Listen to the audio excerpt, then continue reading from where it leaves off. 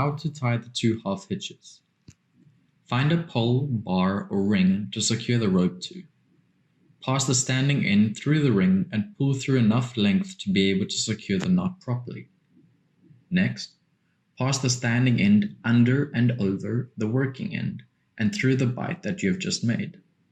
This is also known as an overhand knot and is the first half hitch.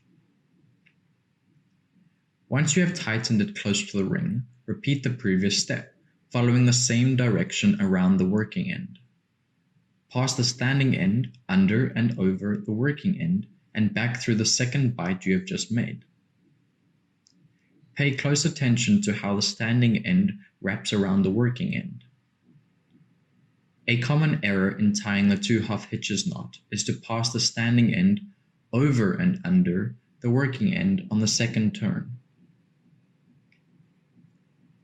As you can see where the white arrow is pointing, the first bight is made by passing the standing end under and over. However, the second bight wraps incorrectly over and under the working end. When practicing the two half hitches, make a mental image of the right knot. Let's rewind so we can see how to make the second bight again correctly. Pass the standing end under and over the working end and back through the second bight.